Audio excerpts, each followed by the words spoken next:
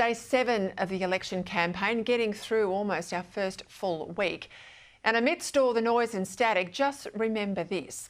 There is still a cost of living crisis. It's still Anthony Albanese's fault because his government has made it worse and will make it worse.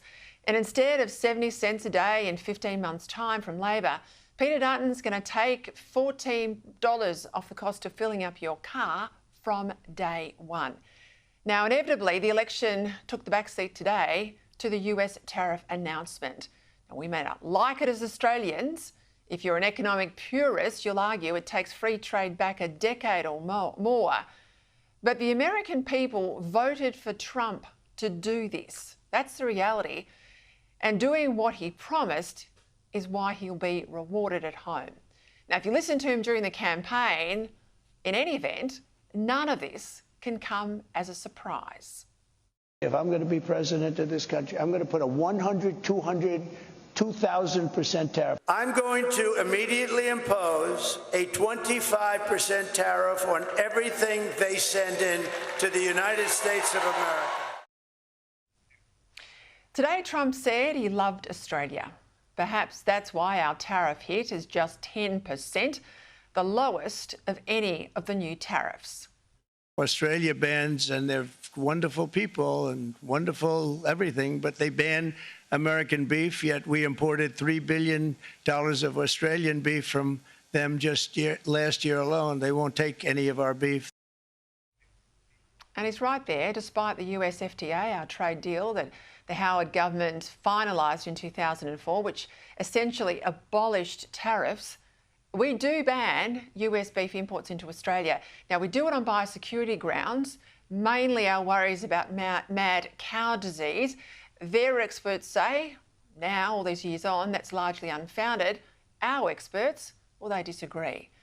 Now, as for the President's chart indicating that he'll impose a 10% tariff on American goods, on Australian goods, that we impose a 10% tariff on American goods, that's not accurate. The President and his advisers seem to think that our 10% GST is the equivalent of a tariff. But that's not true because our GST applies to everything sold in Australia, not just US goods coming into the country. Now, in announcing the new tariffs, 10% on the UK as well, 20% on the EU, 26% on India, 34% on China, the President said he was still prepared to negotiate down on the basis of reciprocity. Common sense, reciprocal tariffs, again, reciprocal, back and forth, back and forth. Likewise to all of the foreign presidents, prime ministers, kings, queens, ambassadors, and everyone else who will soon be calling to ask for exemptions from these tariffs. I say, terminate your own tariffs, drop your barriers. So this is where our Prime Minister's non-existent relationship with Trump's quite the obstacle, because the US remains our most important ally and security partner by far. And what anyone thinks of the President, it's not a relationship we can afford to weaken, let alone jeopardise. From Anthony Albanese and Kevin Rudd all the way down to Penny Wong and others, Labor figures must now deeply regret their ill-disciplined and indulgent political swipes at Donald Trump. The United States in the last 4 years has been run by a village idiot. We have an alliance with the US, we've got to deal with him, but that doesn't mean that you're uncritical about it. He scares the shit out of me. Village idiot, Kevin? You wonder why you can't get in the door. And the PM refuses to try and even mend the fences here via a trip in person to the White House. Now, to me, that's diplomacy 101. But because Trump's so unpredictable, Labor handlers are always going to be scared about any meeting between Trump and Albanese that they couldn't control in front of the cameras.